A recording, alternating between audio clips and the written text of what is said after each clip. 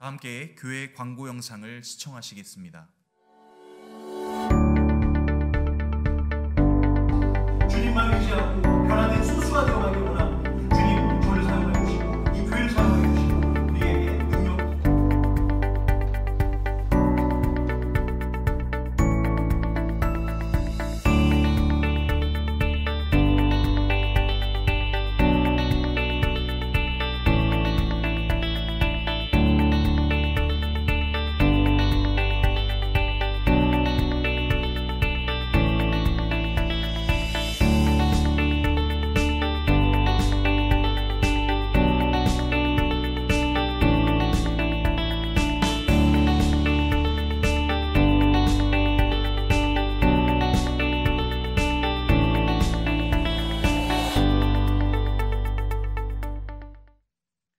오늘 우리에게 주신 하나님의 말씀은 사도행전 14장 8절에서 15절의 말씀입니다.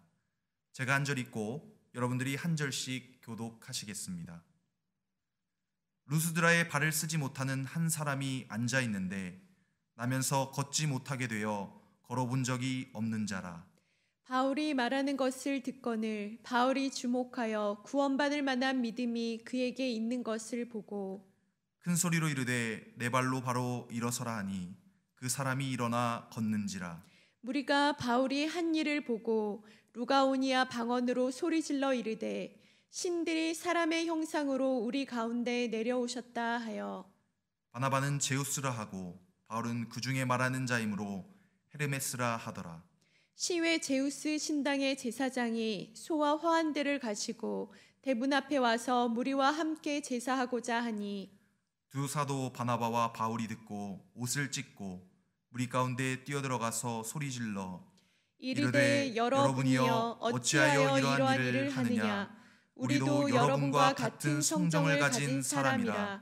여러분에게 복음을 전하는 것은 이런 헛된 일을 버리고 천지와 바다와 그 가운데 만물을 지으시고 살아계신 하나님께로 돌아오게 함이라. 아멘. 이 시간 목사님 나오셔서 믿음의 시선으로라는 제목으로 말씀 증거해 주시겠습니다. 할렐루야, 반갑습니다. 벌써 6월 둘째 주가 되었고 저희 브릿지 교회는 또 하나님 은혜 가운데 지난주 6월 7일부터 오프라인으로 또 함께 성도님들이 이곳 예배당에 모여서 예배를 시작하였습니다. 그렇지만 아직까지 형편과 상황에 따라서 집에서 예배를 드리시는 성도님들도 계시고 해서 저희가 온 오프라인을 동시에 진행하고 있습니다. 여러분들 어디에 있든지 하나님의 말씀 가운데 거하시는 성도 여러분 되시기를 주님의 이름으로 부탁드립니다. 오늘은 좀 무거운 질문으로부터 설교를 시작해야 할 것 같습니다. 여러분은 우리가 믿고 있는 이 종교인 기독교가 현재 세상으로부터 많은 존경을 받지 못하는 상황 가운데 있는데 그 이유가 무엇이라고 생각하십니까? 물론 여러 이유들이 있겠지만 그 중에서 가장 큰 이유는 믿는 사람들이 크리스찬다운 행동과 생각을 하지 못한다는 것이 가장 큰 원인이 아닐까 그렇게 생각이 됩니다. 성경이 증거하는 예수의 모습과 그분을 따르는 크리스천들의 실제 모습이 너무나 많은 차이가 있기 때문입니다. 인도의 성자로 불렸던 마하트마 간디도 가끔씩 기독교인들을 향해서 불편한 소리를 하곤 했습니다. 당신들이 믿는 예수는 너무 좋은 분이면 확실한데 그 예수와 당신들은 어쩌면 그렇게 다를 수 있습니까? 그렇게 간디가 이야기를 했다고 합니다. 또한 일본 출신의 세계적인 석학이자 신학자였던 우찌무라 간조 박사도 간디와 비슷한 말을 했었습니다. 그는 하나님의 말씀인 성경을 읽으면 주님을 믿을 수밖에 없지만 주님을 따른다는 그리스도인들의 언행을 보면 기독교를 믿기가 참 어려워진다라는 쓴소리를 기독교인들을 향해서 한 적이 있었습니다. 우리가 예수를 믿고 그리스도인이 되어서 그리스도인으로서 이 세상을 바라보고 살아간다는 것은 정말 말처럼 쉬운 일은 아닌 것 같습니다. 그래서 믿음이란 단어의 의미와 뜻을 우리는 항상 설교 시간마다 매번 많이 들어왔고 이미 잘 알고도 있는 것 같지만 그것은 실제 우리의 손에 잡히거나 눈에는 잘 보이지 않는 추상적인 개념이기도 한 것 같습니다. 예를 들어서 슬픔이란 단어를 한번 살펴볼까요? 슬픔을 직접 우리 눈으로 확인할 수 있을까요? 참 쉬운 일이 아니죠. 예를 들어서 어떤 사람이 저는 오늘 사랑했던 사람과 헤어져서 너무 슬프고 마음이 아파요. 만약 이렇게 얘기했다고 치죠. 여기서 사랑하는 사람을 잃은 슬픔과 아픈 마음이란 단어는 물론 우리 눈에 전혀 보이지 않는 추상 명사이지만 우리는 실제로 그 젊은이가 당한 시련의 슬픔과 아픔을 마음의 눈으로 볼 수 있는 것이죠. 사람의 마음속에 있는 슬픔이 있다면 그 감정은 어떤 형태로든 얼굴과 그 사람의 행동 속에서 보여지기 때문입니다. 어떤 연인을 잃었다면, 연인과 헤어졌다면 정말 슬프겠죠. 그것을 말하지 않아도 옆에 있는 사람들이 우리는 느낄 수 있는 것이죠. 그처럼 우리가 주님을 믿는 믿음도 비슷합니다. 믿음이란 단어를 우리 눈으로 쉽게 구분할 수는 없지만 자신의 인생을 믿음으로 사는 사람과 믿음이 없이 그냥 거짓으로 사는 사람은 영적인 눈으로 보면 반드시 구분이 된다는 말입니다. 지난 2000년이 넘는 긴 세월 동안 이 세상은 변함없이 우리가 믿는 예수를 신뢰해 왔습니다. 그러나 그들이 예수를 믿는 크리스천들과 교회를 신뢰한다고 말하지 않는 이유가 무엇일까요?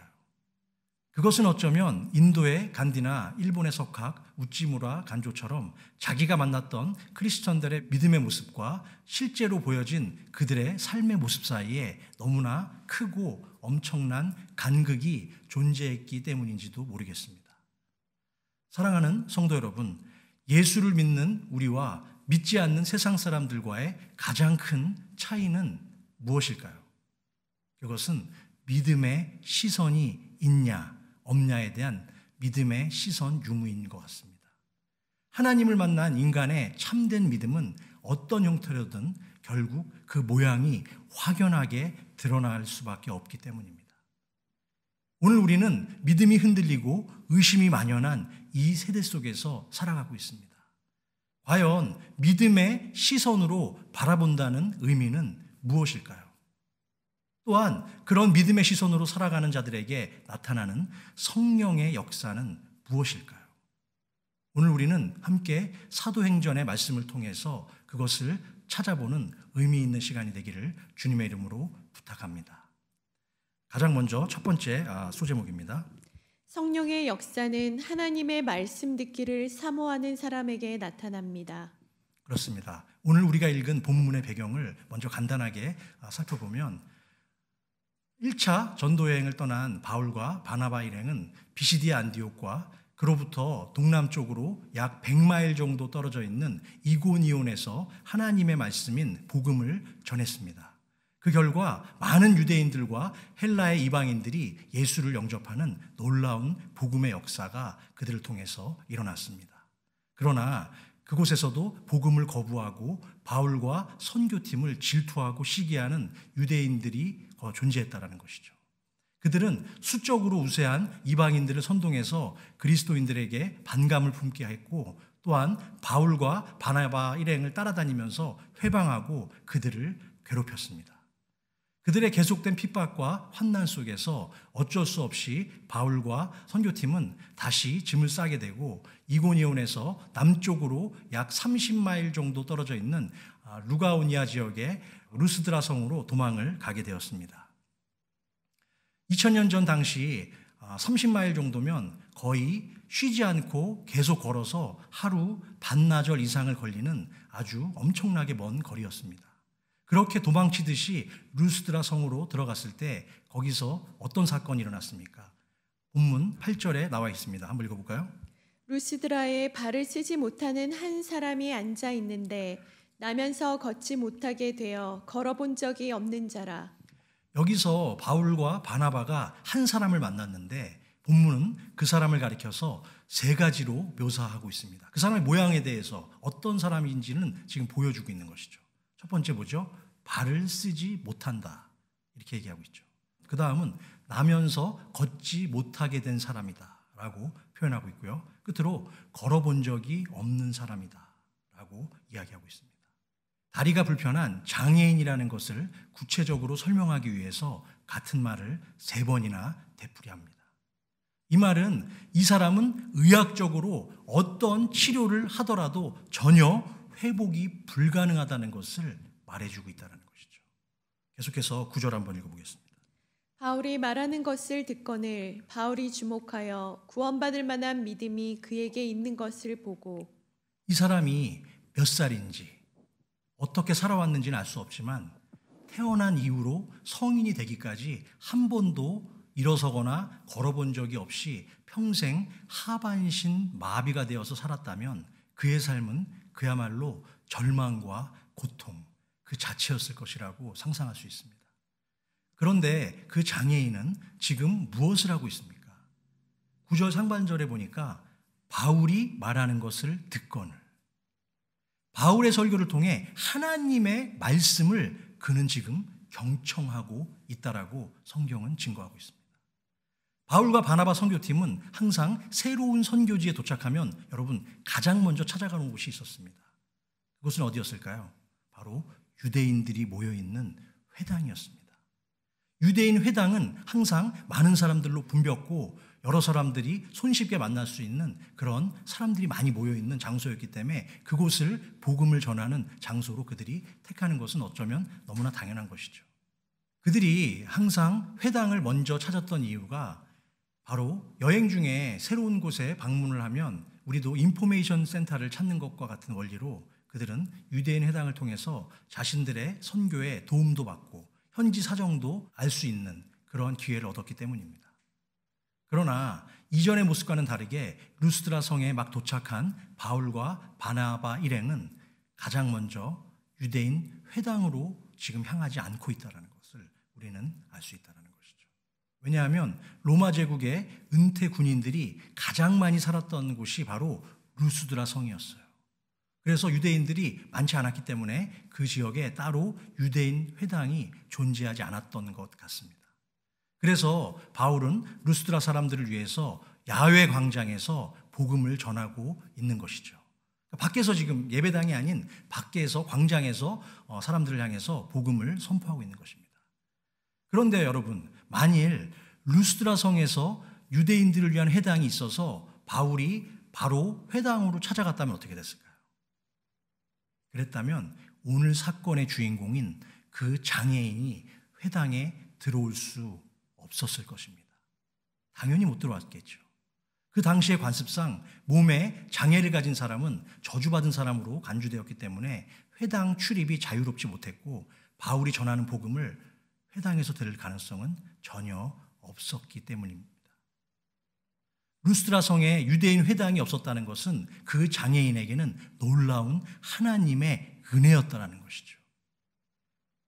우리도 신앙생활을 하면서 늘 하나님께 부족함에 대한 기도를 할 때가 많이 있습니다. 하나님, 이왕 주실 거면 좀 더 많이 주시고 좀 더 많이 가득 채워주시면 감사하겠습니다. 그런 기도를 우리는 많이 드리죠. 그러나 우리에게 때로는 충분하지 않고 뭔가 부족한 것이 있을 때 바로 그때가 하나님의 축복과 기적을 체험하는 은혜의 시간이 될 수 있음을 믿으시기 바랍니다. 어떤 중견 기업에서 신입사원 모집 광고를 냈어요. 그랬더니 한 70명이 넘는 많은 청년들이 몰려왔습니다. 시험장에는 한 사람씩만 들어가게 되어 있었는데 특이한 것은 그 안에는 면접관이 한 명도 없고 바로 사방에 큰 거울이 하나씩 4군데 이렇게 있었던 거예요. 동서남북으로. 지원자들은 그 방에 4군데에 걸려있는 거울 속에 비친 자신의 모습과 그 거울에 적힌 질문에 답을 적는 것이 시험의 전부였습니다. 좀 특이하죠? 4가지 질문인데요. 첫 번째 질문은, 첫 번째 거울에 있는 질문은 이 사람은 정직한 사람입니까? 그러니까 자기가 보고 있겠죠. 그 거울을. 자기 스스로 그걸 보는 거죠. 거기에 yes와 no를 대답하는 거예요. 그 다음 질문은 이 사람은 믿을 만한 사람입니까? 자기 스스로에게 물어보는 거겠죠. 그 다음 또 턴을 하면 이 사람은 진실한 사람입니까? 라는 질문이 있습니다. 그리고 마지막 질문은 만일 당신이라면 이 사람을 추천하고 채용하겠습니까? 라는 질문, 네 가지 질문이 있는 것입니다. 시험을 모두 치른 사람들은 이상하다라는 생각을 했지만 그들 모두 자신감이 넘쳤고 당당했어요. 왜? 자신 있게 썼겠죠. 얼마 후 합격자 발표가 있었는데 놀랍게도 그 70명이 넘는 사람 가운데 단 한 사람만이 합격을 했다는 것입니다.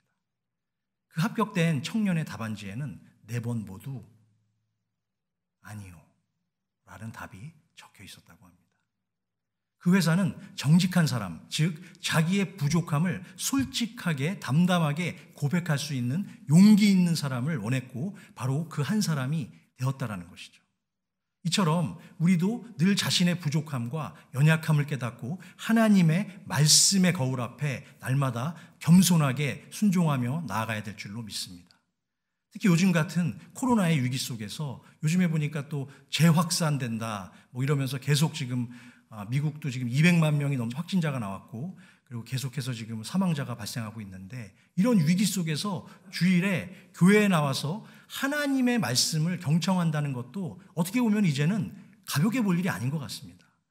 지난 주간에 제가 알고 지냈던 어떤 한 목사님과 통화를 하면서 이제 코로나 이후에 우리의 교회와 목회의 방향이 어디로 흘러갈지에 대한 여러 가지 견해를 나누었는데 이제는 정말 많은 교회들이 건물 렌트비가 한 달에 수천 불씩 나가는 거예요. 수천 불, 수만 불씩 나가는 거죠. 그런데 사람들이 모이지는 않고 있는 거예요. 이런 상황 가운데 우리가 어떻게 이제 목회를 해야 될 것인가, 어떠한 방향으로 나아가야 될 것인가라는 생각 속에 전통적인 공적 예배 공간과 장소에 대한 변화, 그리고 교회라는 유기적 공동체의 새로운 경계가 과연 무엇일까? 모이는 것만이 전부일까? 아니면 이제 새로운 대안으로서 우리는 어떤 형태로 예배를 준비하며 또 나아가야 할 것인가? 그런 부분에 대해서 많은 이야기를 나눴습니다. 그러나 시대와 사회의 변화에 따라서 우리의 예배의 모습은 조금씩 달라지고 변화도 생기지만 우리가 믿는 믿음의 성숙을 이루기 위해서는 하나님의 말씀을 날마다 읽고 듣고 반복하지 않고서는 결코 하나님과의 건강한 영적 관계는 형성될 수 없습니다.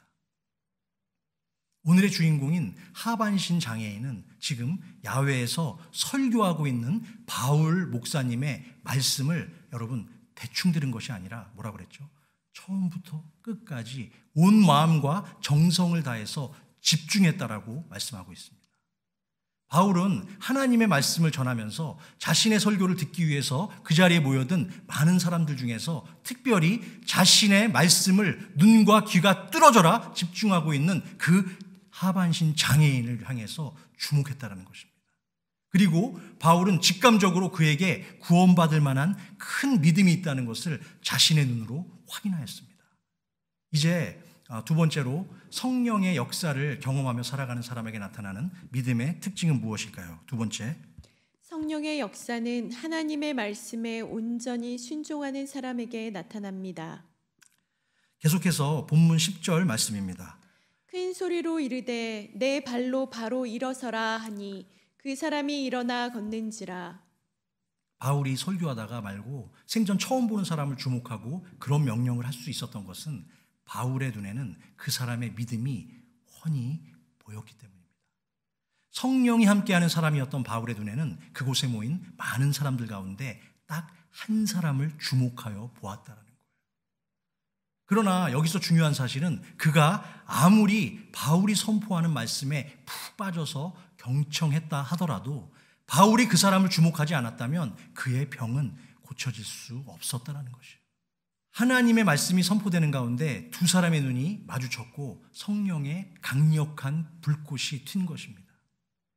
우리는 이와 비슷한 장면을 이미 사도행전 3장에서도 본 적이 있습니다. 사도행전 3장에서 장소는 예루살렘인 성전 그 미문이죠. 아름다운 문, 미문. 거기서의 장면인데요. 거기서도 똑같이 선천적으로 다리를 못 쓰는 사람이 등장하고 있습니다. 나이가 40세가 넘은 그 사람은 매일 그곳에서 구걸하는 거린이었다라고 얘기하고 있는데 어느 날 베드로와 요한이 성전에 기도하러 올라가다가 그 사람을 보게 되었다는 것이죠. 그 거린은 평소대로 그저 건성으로 베드로에게 한 푼 줍시오 하면서 구걸을 했죠. 그런데 바로 그때 베드로는 그를 주목하여 보았다. 그리고 그에게 자신을 똑바로 쳐다보라고 요구하는 장면이 나오는 것이죠. 다리 못 쓰는 거린은 베드로를 주목하여 보았고 그때 베드로의 눈과 거린의 눈이 딱 마주쳤다는 것이죠. 바로 그 믿음의 시선, 그 믿음의 시선의 맞부딪힘으로 속에서 베드로가 다리를 못 쓰던 거린에게 이렇게 선포합니다. 내가 원하는 은과 금은 내게 없거니와 내게 있는 이것을 내게 주노니 나사렛 예수 그리스도의 이름으로 일어나 걸으라. 아멘. 몇 해 전에 멀리 떨어진 예루살렘의 성전에서 있었던 그 기적이 오늘의 본문 속 이방인의 땅인 갈라디아의 루스드라 성에서도 동일하게 일어난 것입니다. 예루살렘 성전 미문 앞에서 구걸하던 다리 못 쓰던 거린도, 오늘 루스드라 성에서 걷지 못하던 사람의 눈길도 예수 그리스도의 은혜 가운데 베드로와 바울을 통해서 동일하게 역사하신 주님의 눈길과 마주친 줄로 믿습니다. 원래 바울은 주님을 전혀 믿지 않고 교회를 핍박하였던 자였습니다. 하지만 주님께서 영적 장님이었던 그를 다메섹 도상에서 먼저 찾아오셨고 또한 그를 주목하셨습니다. 그리고 그의 이름을 부르셨어요. 눈이 먼 바울은 주님을 향해 물었습니다. 당신은 누구십니까? 그때 주님이 이렇게 대답하시죠. 나는 내가 핍박하는 예수다. 그 순간 바울의 시선이 주님의 시선과 맞부딪혔습니다. 그때부터 바울은 선천적 영적 마비 상태에서 깨어났고 영원한 생명과 사랑의 도구로 다시 태어난 것입니다. 사랑하는 여러분, 믿음이란 무엇일까요? 믿음은 여러 가지로 정의할 수 있겠지만 믿음이란 불완전한 나의 눈이 아닌 완전하신 주님의 시선으로 살아가겠다는 완벽한 순종의 자세인 줄로 믿습니다. 연약한 우리가 방황하고 넘어지는 그 순간에도 주님은 항상 우리를 주목하고 계십니다. 언제나 변함없이 동일한 사랑으로 그 시선으로 우리를 바라보시는 주님의 말씀에 날마다 아멘으로 순종하며 나아가는 저와 여러분 되시기를 주님의 이름으로 축원합니다. 자신의 힘으로는 단 한 발자국도 앞을 향해 걸어갈 수 없었던 루스드라의 그 불구자가 순종의 눈으로 능력의 주님을 바라본 순간 그의 육신이 고침을 받는 놀라운 축복과 기적이 시작된 줄로 믿습니다. 하나님은 우리를 지으신 분이기에 우리 자신보다 우리를 훨씬 더 잘 알고 계십니다. 여기 서 있는 저도 원래는 심각한 영적 장님의 삶을 살아갔던 사람 중에 한 명입니다. 그렇게 아무 목적 없이 허무하게 하루하루를 살아가던 저에게 주님도 어느 날 저를 찾아오셨습니다. 제가 애틀란타에서 어떤 부흥회를 갔었어요. 정말 기도하는 마음으로, 간절한 마음으로 하나님을 만나고 싶어서 한 목사님의 부흥회를 찾아갔었어요. 그런데 거기서 끝나고 기도를 받고 싶었는데 줄이 너무 긴 거예요. 그래서 포기하자 집에 갔어요. 그랬는데 계속 간절함이 있는 거예요. 제 속에. 오늘 그 목사님에게 기도를 받아야 된다는 간절함이 있었어요. 그래서 제가 아내를 꼬셔가지고 빨리 알아봐라. 그분의 숙소라도 찾아가자. 원래 그 교회로 가보려고 했는데 그 교회는 이미 다 끝났대요. 끝나가지고 이분이 숙소로 가셨대요. 그래서 숙소를 찾아갔어요. 찾아갔는데 홀리데이인이었는데 처음에 갔던 숙소가 엉뚱한 홀리데이인을 간 거예요. 그래가지고 다시 또 차를 타고 세컨 홀리데이인 또 다시 찾아갔어요. 찾아갔더니 그 목사님이 거기 묵는 거는 맞는데 아직 안 오셨대. 그러니까 아마도 담임 목사님하고 다 모두 끝나고 나서 파하고 나서 집회가 따로 식사를 하시거나 뭐 그랬던 것 같아요. 그리고 있는데 좀 기다려보자. 기다려보는데 밤 12시가 다 돼가는데 안 오는 거예요. 좀 약간 좌절된 마음도 들리고 그리고 오늘은 아닌가 이런 생각도 들었어요. 그래서 집사람한테 한 5분만 더 기다려보고 안 오시면 가자. 거기다 제가 또 그날 감기 기운이 있어가지고 굉장히 좀 힘들었던 상황이라 5분만 더 기다려보고 안 오면 우리가 이제 가자고 그렇게 하고 있는데 딱 안 오셔가지고 가려고 나가는데 그분이 딱 들어오시는 거예요. 입구에서 만났어요. 그래서 저 한눈에 알아보고 목사님 이렇게 하고 제가 이렇게 목사님 그랬어요. 그랬더니 그분이 저한테 그러시는 거예요. 기도받으러 오셨죠? 그러는 거예요. 제가 기도받으러 왔습니다 목사님 이렇게 말씀드린 게 아닌데 그분이 저의 간절한 눈빛을 보시고 기도받으러 오셨죠? 그렇게 하시더라고요. 그래서 예, 그렇습니다. 그랬더니 들어갑시다. 그리고서 앉아서 저를 위해서 또 저희 집사람을 위해서 간절하게 기도해 주셨어요. 그때 그 목사님이 저에게 해주셨던 기도의 내용을 다 말씀드릴 수는 없지만 그분이 이렇게 말씀하셨어요. 이제 그만 순종하고 더 이상 방황의 길로 가지 말고 하나님의 그 복음의 길, 하나님이 초청하신 그 하나님의 복음의 길로 걸어가시기 바랍니다. 나머지 모든 것은 다 주님께서 이미 마련하셨습니다. 다 준비하셨습니다. 그 길을 응하시고 가시면 됩니다. 라고 저희에게 기도를 해주셨습니다.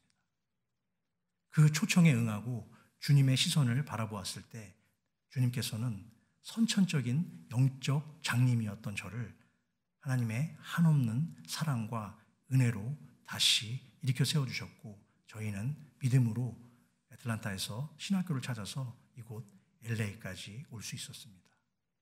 그리고 사랑의 주님은 오늘도 역시 부족하고 연약함 투성인 저에게 새로운 생명과 축복의 길로 이곳 브릿지 교회까지 인도해 주셨습니다. 날마다 은혜와 평안으로 그리고 감사의 제목으로 풍성하게 채워주신 하나님의 은혜에 감사드릴 수밖에 없는 것입니다. 사랑하는 성도 여러분, 이 세상 그 누구도 알지 못하는 나의 아픔과 고민을 우리 주님은 이미 다 알고 계십니다.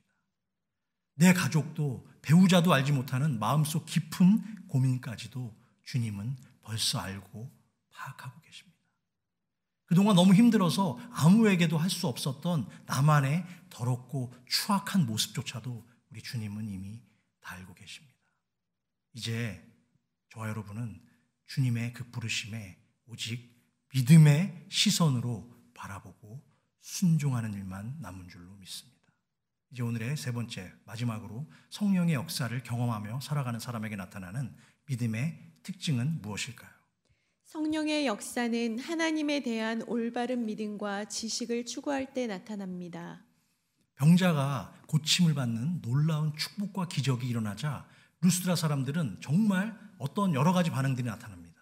그 반응이 또 11절에서 12절까지 나와 있는데요. 한번 읽어볼까요? 무리가 바울이 한 일을 보고 루가오니아 방언으로 소리질러 이르되 신들이 사람의 형상으로 우리 가운데 내려오셨다 하여 바나바는 제우스라 하고 바울은 그 중에 말하는 자이므로 헤르메스라 하더라. 태어나면서부터 다리를 못 쓰고 한 번도 걷지 못했던 장애인이 모든 사람들이 보는 눈앞에서 벌떡 일어나니까 그 모습을 봤던 모든 사람들은 얼마나 놀랐겠습니까? 그리스 신화를 믿었던 당시 사람들은 자신들이 숭배하는 신들도 똑같은 인간의 형상과 모습을 지니고 살아가고 있다고 믿고 살았습니다. 그렇기 때문에 안진뱅이를 일으킨 방금 그 사건을 목격하자 깜짝 놀랐던 것이죠. 그래서 그들은 바나바를 가리켜서 제우스 신이라고 불렀고 바울에게는 헤르메스 신이라고 불렀습니다. 그리스 신화에 나오는 12신들 가운데 가장 큰 신이 제우스 신이고 헤르메스는 제우스의 아들이자 대변자 역할을 한다고 당시 사람들은 믿고 있었습니다. 그런데 여기서 한 가지 의문이 생기는 것은 바울이 설교도 했고 병든 자를 고쳤던 것은 바울인데 그들은 하필이면 왜 옆에서 가만히 서 있기만 했던 바나바를 더 큰 신인 제우스라고 불렀을까요? 여러분 궁금하지 않으세요? 그들이 보기에 바나바는 키도 크고 외모가 꽤 괜찮았던 사람이었던 것 같아요. 그런데 바울은 외모가 부족했던 것으로 보여요. 그래서 그들은 풍채가 더 좋고 외모가 잘생긴 바나바를 주신인 제우스라고 단정했고 바나바에 비해서 못생기고 왜소한 몸을 지닌 바울이 말을 계속하니까 그는 제우스의 뜻을 대변하는 헤르메스라고 간주했던 것 같습니다. 계속해서 본문 13절입니다. 시외 제우스 신당의 제사장이 소와 화환들을 가지고 대문 앞에 와서 무리와 함께 제사하고자 하니 바울이 루스드라 성의 성문 광장에서 놀라운 기적을 일으키자 성문 밖에 있었던, 그래서 여기서 뭐라고 그러죠?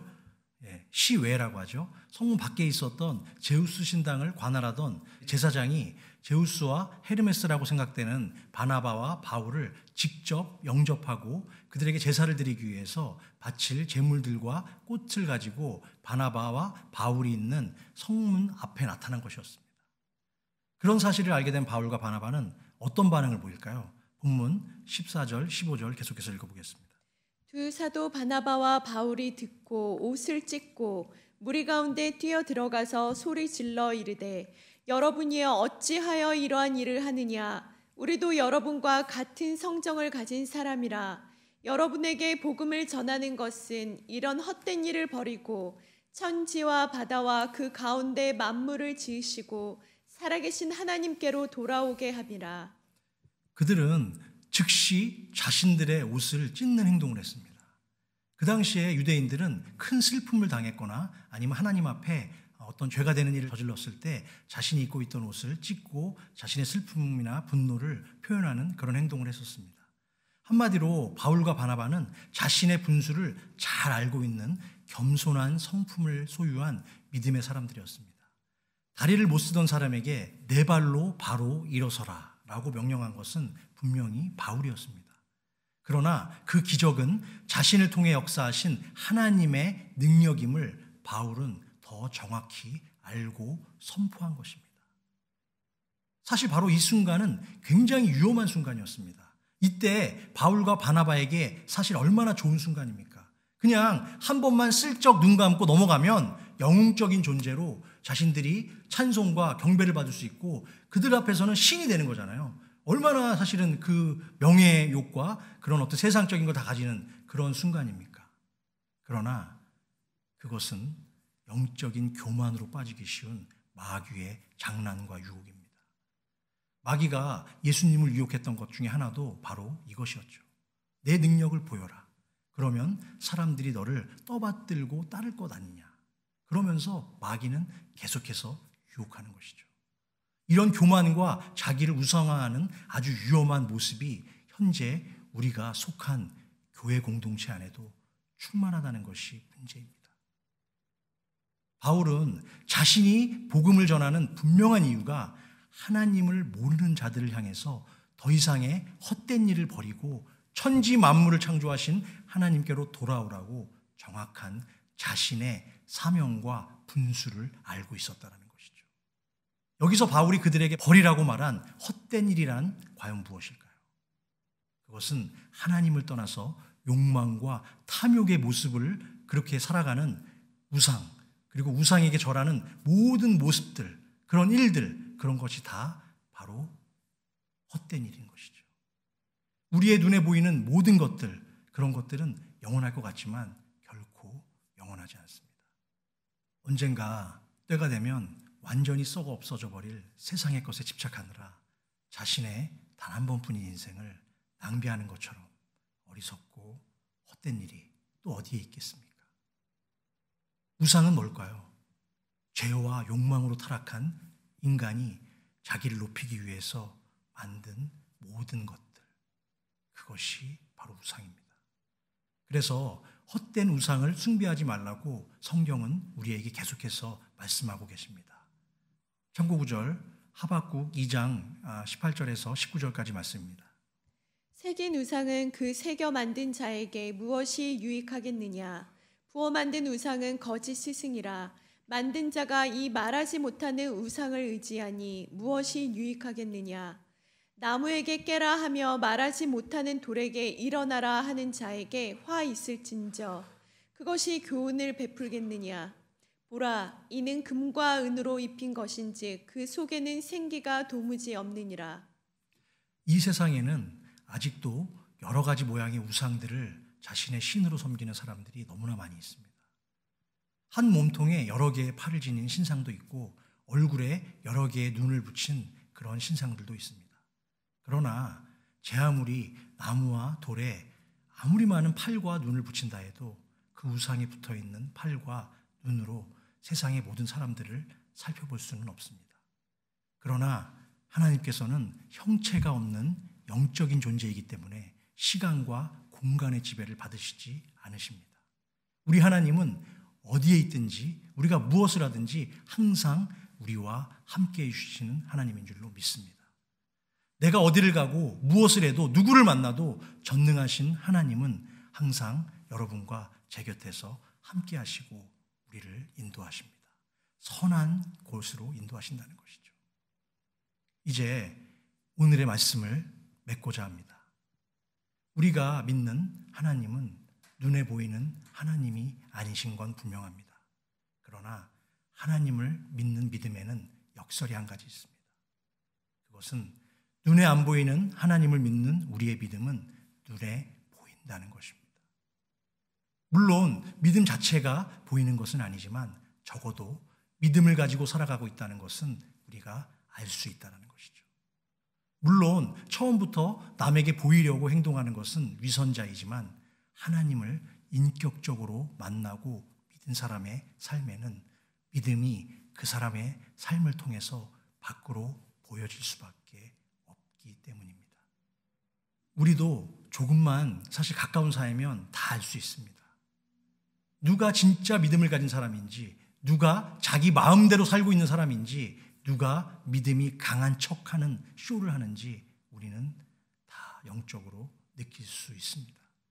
왜냐하면 믿음은 불신자의 눈에는 잘 보이지 않지만 믿음의 사람에게는 잘 보일 수밖에 없기 때문입니다. 이처럼 우리가 다른 사람의 믿음을 영적인 눈으로 바라보고 있다면 중요한 사실은 다른 사람들 역시 저와 여러분의 믿음을 보고 있다는 것입니다. 나도 다른 사람을 보고 다른 사람도 나를 보고 주님도 우리를 바라보고 계십니다. 주님은 항상 우리 그리스도인들에게 세상에서 빛과 소금으로 살아가라고 말씀하셨습니다. 그런데 요즘엔 정말 이 땅의 많은 교회와 성도들은 이 세상으로부터 빛과 소금이 아닌 비판과 걱정거리가 되어가고 있습니다. 세상 사람들이 우리를 보면서 주님께 나와야 하는데 오히려 우리의 모습 때문에 주님과 교회를 떠나가고 있는 실정입니다. 우리는 더 늦기 전에 프로테스탄트의 정신으로 무장하고 오직 믿음과 말씀으로 돌아가야 할 줄로 믿습니다. 온전한 하나님의 말씀 속에서 우리의 참된 믿음을 실천하는 삶이 되어야 할 줄로 믿습니다. 그러한 은혜의 삶을 통해서 하나님께서는 이 시대를 다시 일으키시고 새롭게 하실 것입니다. 그런 축복의 삶을 사는 저와 또 여러분 그리고 우리 브릿지 교회가 되기를 주님의 이름으로 간절히 축원합니다. 기도하겠습니다. 사랑과 능력의 주님, 오늘도 거룩한 아버지의 날을 맞이하여 주님을 사랑하는 온 성도가 다 함께 하나님의 전에 모여서 말씀과 은혜의 자리에 있게 하심에 진심으로 감사와 찬양을 올려드립니다. 오늘도 주님은 말씀을 통해서 우리를 만나주시고 바울을 통로로 삼아 루스드라 성의 병자를 치료하셨던 것처럼 당신의 전능하신 말씀을 통해서 친히 이 세상을 다스리시고 불쌍한 영혼을 구원하시려고 독생자 예수 그리스도를 친히 십자가에 달리게 하사 죄인된 저희에게 보내주셨습니다. 그 주님께서 전 세계 70억이 넘는 사람들 가운데 우리를 발견하시고 우리에게 와주시고 우리가 당신을 바라보기까지 인내하며 기다려주신 그 크고 놀라운 아버지의 은혜에 진심으로 감사를 드립니다. 우리의 아픔을 아시고 우리의 슬픔을 아시고 우리의 고통을 아시고 우리의 고독을 아시는 또한 우리의 가야 할 길을 아실 주님께서 바로 우리를 영육간에 치유해 주실 유일한 전능자 하나님이심을 믿습니다. 이 힘들고 어려운 시절에 하나님을 따르는 우리의 시선이 항상 당신에게만 있게 되기를 원합니다. 말씀과 기도 속에서 예수의 형상을 닮아가며 우리의 시선이 주님의 시선과 부딪히게 하여 주시옵소서.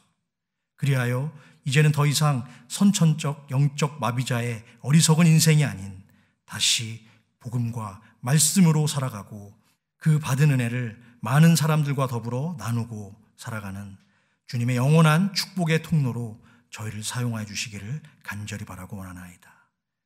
오늘도 사랑하는 주의 백성들이 아버지의 전에 나오며 귀한 예물을 정성껏 준비하였습니다. 이것은 하나님을 향한 저들의 작은 정성이자 마음의 중심임을 고백하오니 이 예물을 기쁘게 흠양하여 주시고 당신의 뜻을 이 땅에 속히 이루어 주시옵소서.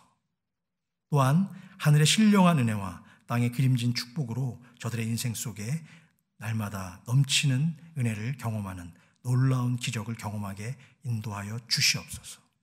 이제는 우리 주 예수 그리스도의 그 크신 은혜와 아버지 하나님의 극진하신 사랑과 여전히 우리와 동행하시며 날마다 은혜 부어주시기를 간절히 원하시는 성령 하나님의 교통감화, 내주, 인도하심의 역사가 이제는 무엇을 하든지 누구를 만나든지 늘 믿음의 시선으로 바라보기를 원하며 하늘나라의 복음을 세상 속에서 나누고 실천하기를 살아가기를 다짐하는 사랑하는 모든 주의 백성들과 그들의 가정과 자녀 손들과 생업 위에 이제로부터 영원토록 함께 계실지어다. 아멘.